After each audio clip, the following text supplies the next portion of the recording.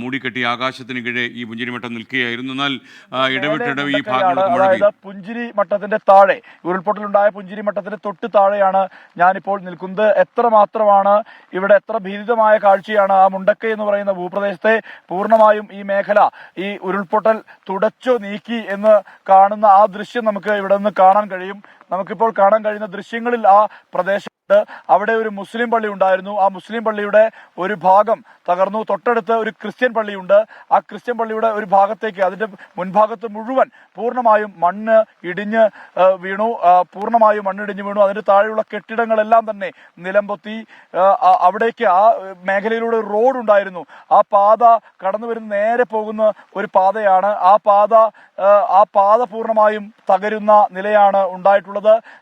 ഞങ്ങൾ കഴിഞ്ഞ ദിവസം, ആദ്യ ദിവസം, അതായത് ഉരുൾപൊട്ടൽ ഉണ്ടായതിന്റെ തലേ ദിവസം 3 മണിയോടുകൂടി ഇവിടെ എത്തിയ ഘട്ടത്തിൽ ആ ഭാഗത്താണ് ബസ് സ്റ്റോപ്പ് ഉണ്ടായിരുന്നത്. അവിടെ നിന്ന് അല്പം മുകളിലേക്ക് പോകും പുഞ്ചിരിമട്ടം എന്ന് പറയുന്ന സ്ഥലമുള്ളത്.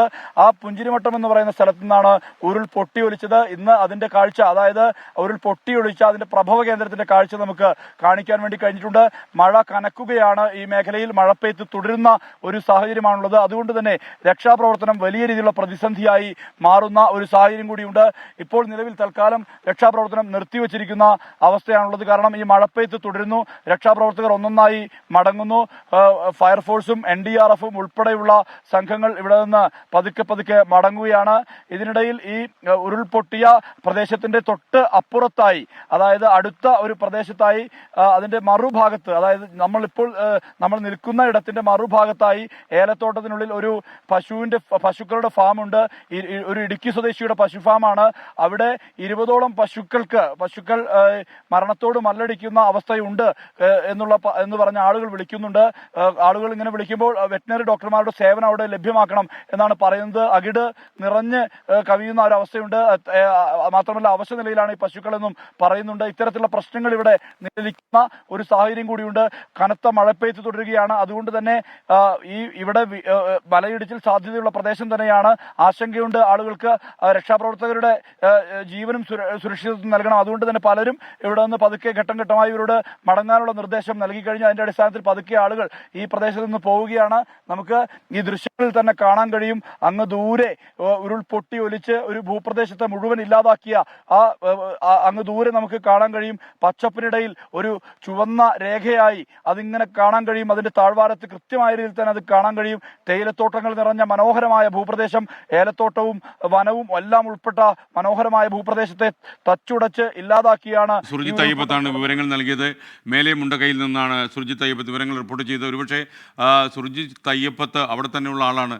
ഇപ്പോൾ ചൂരൽമലയിൽ നിന്നുള്ള ദൃശ്യങ്ങളാണ്. അവിടെ ബെയിലി പാലത്തിൻ്റെ പണി അവസാന ഘട്ടത്തിലേക്ക് കടക്കുന്നതിൻ്റെ ദൃശ്യങ്ങളാണ് പ്രേക്ഷകർ ഇപ്പോൾ കാണുന്നത്. സുർജിത്ത് അയ്യപ്പത്ത് ഈ പ്രദേശങ്ങളിലെല്ലാം പോയി വാർത്തകൾ റിപ്പോർട്ട് ചെയ്തിട്ടുണ്ട്. സുർജിത്ത് അയ്യപ്പത്ത് അവിടുത്തെ ഒരു വാസിയാണ്.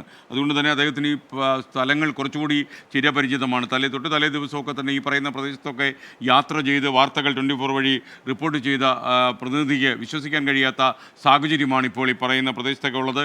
അവിടെ പല സ്ഥലങ്ങളിലും മഴ പെയ്യുമെന്നുള്ള ഭീഷണി നിലനിൽക്കുന്നുണ്ട്. വിഷ്ണുരാജ് പറയുന്നത് SKN മുല്ലപ്പെരിയാർ അണക്കെട്ട് പൊട്ടുന്നതിന് മുമ്പ് നിങ്ങളെപ്പോലെയുള്ള മാധ്യമങ്ങൾ ദയവായി എന്തെങ്കിലും ചെയ്യണമെന്നാണ് പറയുന്നത്. അല്ലെങ്കിൽ ചില പ്രേക്ഷകർ പറയും നിങ്ങളും ഇതൊന്നും റിപ്പോർട്ട് ചെയ്യാനും ബാക്കി കാണില്ല.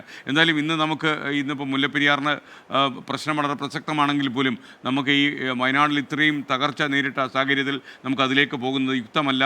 അത് ഔചിത്യത്തിന് നിരക്കുന്നതല്ല എന്ന് വിശ്വസിപ്പിക്കുന്ന മറ്റൊരു കാര്യം, വളരെ പ്രസക്തമായ ഒരു കാര്യം കെ സുധാകരൻ MP പറഞ്ഞിരിക്കുന്നു. മുൻഗണന ഇപ്പോൾ വേണ്ടത് രക്ഷാപ്രവർത്തനത്തിനാണ്. രാഷ്ട്രീയ വാഗ്വാദങ്ങൾ അവസാനിപ്പിക്കണമെന്ന് അദ്ദേഹം പറഞ്ഞിരിക്കുന്നു. പ്രത്യേകിച്ചും ഉരുൾപൊട്ടലിൽ ഇപ്പോൾ മരണസംഖ്യ 292 എന്ന വാർത്തകൾ വരുമ്പോൾ ഈ രാഷ്ട്രീയമായി ചെളിവാരി എറിയാൻ ഈ ദുരന്തത്തെ ഉപയോഗിക്കാൻ പാടില്ല എന്നത് കെ സുധാകരൻ MP ഊന്നി പറഞ്ഞിരിക്കുന്നു. നിലവിലെ പ്രകൃതി ദുരന്ത മുന്നറിയിപ്പ് സംവിധാനം പര്യാപ്തമാണോ എന്ന് പരിശോധിക്കണം. അതുപോലെ ഒരു മൃതദേഹം കൂടി കൊണ്ടുവരുന്നു. വിജയകുമാർ നമുക്കൊപ്പം ചേരുന്നു. എവിടെ നിന്നാണ് ഈ മൃതദേഹം കിട്ടിയതെന്നറിയില്ല. എന്തായാലും സങ്കടകരമായ മറ്റൊരു ദൃശ്യത്തിനു കൂടി നമ്മൾ സാക്ഷിയാകുന്നു. പറയൂ വിജയകുമാർ, ഇവിടെ നിന്നാണ് ഈ മൃതദേഹം ഇപ്പോൾ തെരച്ചിൽ ലഭിച്ചത്? തെരച്ചിൽ വ്യാപകമായി തുടരാൻ കഴിയുന്നുണ്ടോ?